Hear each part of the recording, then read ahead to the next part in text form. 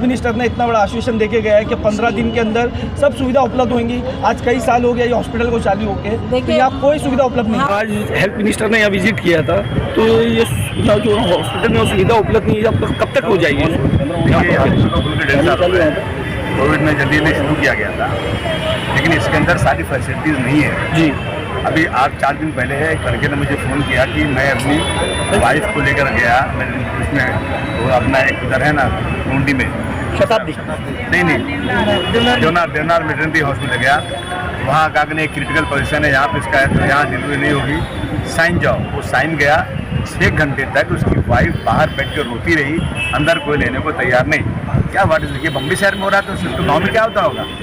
मैं पिछले नागपुर के सेशन में मैंने इनसे बात किया था कि आपको ये जो है हमारा शिवाजी नगर मिलिट्री होम में जो फैसिलिटीज़ नहीं है उसको पूरी करना है। और इन्होंने जब मतदान लक्ष्य वेदी होती है ना, तो लक्ष्य वेदी में जो फ्लोर पे जवाब दिया जाता है वो बिल्कुल कानून उनको मानना ही मानना है, लेकिन कितना दिन लग गए। मैंने इनको कहा अभी देखिए नांदेड़ में जो हुआ इतने लोग मर गए, अरे क्या कुछ लोग मरने के बाद आप आओगे क्या सर? फिर आज आए हैं इन्होंने, देखा है, इन्होंने मुझे वादा किया है कि 15 दिन में सारी फैसिलिटीज़ यहाँ पे जो कम है वो सब पूरी हो जाएंगी। हमारी कोशिश है, हम कितनी दिवस शताब्दी के लिए हम लोगों ने जब से मैं MLA बना उसके बाद से कि भाई इसको मेडिकल कॉलेज बनाया जाए, मेडिकल कॉलेज बनाया जाए। इतनी पुरानी बिल्डिंग, इतनी शानदार बिल्डिंग है, वो हमारी कोशिश है कि वहाँ पर मेडिकल कॉलेज बनाया जाए। मैं आज अपने नगर सेवकों से कहना चाहता हूँ कि इस अस्पताल में हर हफ्ते में विजिट होना चाहिए, और जो भी कमियाँ हैं उसको निकालो, हम कंप्लेन करेंगे। हमको इसकी ये बर्दाश्त नहीं है कि गरीब लोग परेशान है बेचारे। मैं देख रहा हूँ कि यहाँ पे OPD में 100 लोग आए, मैं चलाता हूँ न्याज उसके अंदर मेडिकल सेंटर के अंदर रोज़ाना कम 700 से 800 लोग दवा लेते हैं। मैंने दूसरा खोल दिया, वहाँ पे 500-700 लोग दवा लेते हैं, और जहाँ पे यूनानी डॉक्टर्स हैं, इतनी डिग्री उनकी बड़ी नहीं है, इवन उसके बाद भी यहाँ 100 आदमी है, यहाँ कम से कम 1000 लोग आना चाहिए। लोग यहाँ लोग परेशान हैं, तो हम पूरी कोशिश कर रहे हैं कि वो क्या ऐसा है। अब जिस तरीके से आज जो है हेल्थ मिनिस्टर का यहाँ पर दौरा हुआ, उन्होंने पूरे अस्पताल का जायजा लिया, कहीं ना कहीं टीबी को लेकर जो है टीबी पेशेंट्स को उनकी दवाएं मुहैया नहीं हो रही पूरे बॉम्बे में, क्या कहेंगे? इसी का निवेदन आज हम लोगों ने दिया है। मैं देने वाली थी एडिशनल कमिश्नर को, लेकिन मुझे पता चला कि हेल्थ मिनिस्टर यहाँ हमारे इलाके में आ रहे हैं, तो मैंने उनको ये निवेदन दिया कि टीबी पेशेंट आज 6 महीने हो रहे हैं, टीबी की दवा पूरी तरह से प्रोवाइड नहीं है। ये पूरे ऑल ओवर मुंबई का मैं बोलती हूँ, मैं पूरे इंडिया की बात नहीं करती, लेकिन पूरे मुंबई में टीबी की दवाएं नहीं है। कहीं ना कहीं ये अपर लेवल से मिस्टेक होगी, लेकिन जहाँ पर ये जो सरकार है, सत्ताधारी सरकार, ये एक तरफ कहती है कि 2025 तक टीबी मुक्त भारत हो जाएगा। टीबी की दवा नहीं है तो टीबी मुक्त भारत किस तरीके से होगा?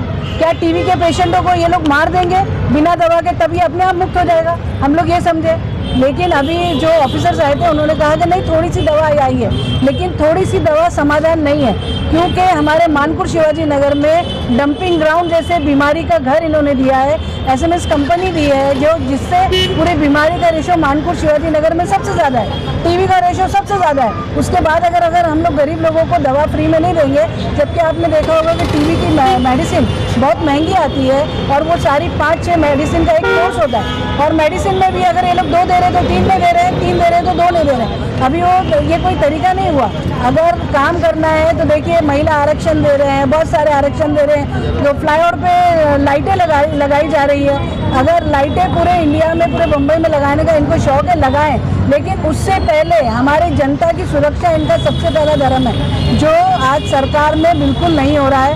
कहीं ना कहीं लोगों को परेशान करने का काम ये लोग कर रहे हैं, और सिर्फ हिंदू मुस्लिम लड़ा के जातिवाद करके सत्ता में बैठना चाह रहे हैं। लेकिन ग्राउंड लेवल पे अगर आप हकीकत पूछेंगे गरीबों से, तो गरीब बहुत ज़्यादा परेशान है, चाहे वो महंगाई हो, चाहे वो मेडिसिन हो, चाहे वो गंदगी हो। तो ऐसी सरकार को उखाड़ फेंकने का काम अब के हम लोग करेंगे इंशाल्लाह। जिस तरीके से आप मिनिस्टर का ये स्टेटमेंट है कि मेडिकल डिपार्टमेंट के अंदर 11,000 नई भर्तियां की जाएगी, और आज उन्होंने इस अस्पताल का दौरा किया, तो आपको क्या लगता है ये अस्पताल नहीं चल पाने की भी सबसे बड़ी वजह यही है कि अस्पताल के अंदर मैनेजमेंट में लोग नहीं है? देखिए, आज मैं आपको बताऊं,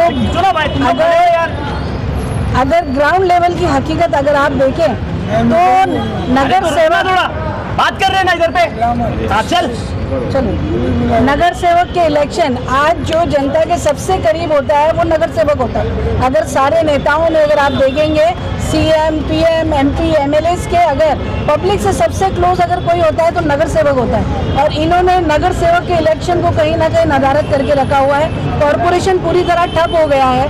आज हम लोग बहुत अफसोस के साथ हम लोगों को बोलना पड़ता है, पब्लिक जब हमारे ऑफिस में आती है उनका काम उतना नहीं कर पा रहे जितना हम लोग करना चाहते हैं। आज हम लोग ऑफिसर अपनी मनमानी कर रहे हैं, वो लोग नहीं सुन रहे बिल्कुल कोई बात, और ये अधिकारियों को कुछ पड़ी नहीं है जनता के साथ क्या हो रहा है या क्या नहीं हो रहा। और गरीब जनता बेचारी ये सारी चीज़ें नहीं समझती कि इलेक्शन नहीं हुआ इसलिए शायद जो एक्स नगर सेवक थे उनके काम नहीं हो पा रहे, तो कहीं ना कहीं लोगों को बहुत पूरी तरह से निगलेक्ट कर रहे हैं। इतना बड़ा हॉस्पिटल कई करोड़ रुपए में बना, कई करोड़ की लागत से इनके इसकी सैलरी जाती है, लेकिन इसके अंदर अगर फैसिलिटीज आप देखेंगे तो पूरी तरह जीरो है।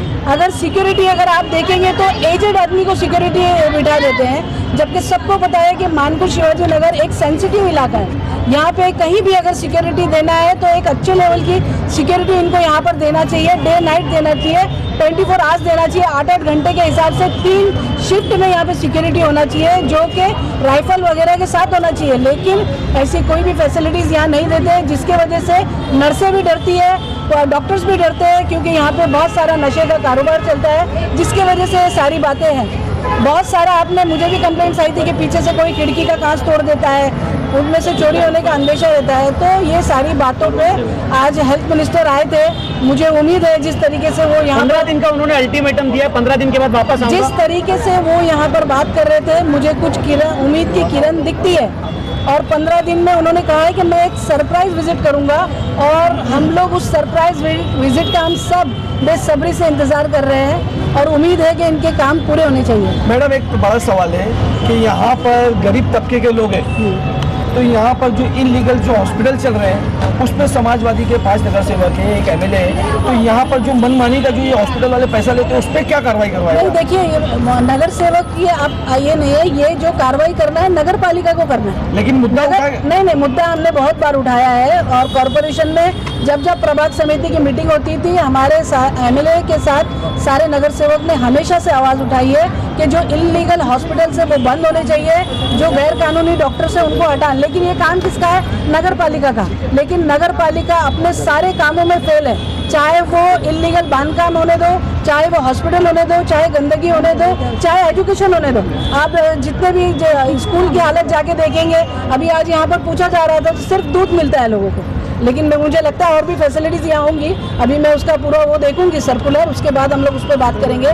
लेकिन कहीं ना कहीं नगर पालिका जितना पैसा पब्लिक के लिए देती है उतना सारा पैसा पब्लिक तक नहीं पहुँचता, और उसकी सबसे बड़ी वजह यह है कि इलेक्शन नहीं हुए हैं और ये बेलगाम घोड़े हो गए हैं, जो अधिकारी है बेलगाम घोड़े हो गए। आपको ऐसा लगता है कि हेल्थ मिनिस्टर ने इतना बड़ा आश्वासन देके गया है कि 15 दिन के अंदर सब सुविधा उपलब्ध होंगी? आज कई साल हो गया ये हॉस्पिटल को चालू होके, देखिए यहाँ कोई सुविधा उपलब्ध नहीं। हाँ, नगर हमारे मानपुर शिवाजी नगर के पब्लिक बहुत सब्र वाली है, जहाँ इतने दिन बर्दाश्त किया है तो 15 दिन और करेंगे, क्योंकि 15 दिन और करेंगे। लेकिन मुझे उम्मीद है कि काम होगा, क्योंकि अभी अधिवेशन चालू होने वाला है दिसंबर में, और जो हमारे आमदार साहब अबू आसिम आजमी साहब ने जो फ्लोर पे आवाज़ उठाई थी उसका रिप्लाई इनको देना है दिसंबर में। इसलिए मुझे लगता है कि ये जो बोल कर गए हैं इनको पूरा करना ज़रूरी है। ओके, धन्यवाद।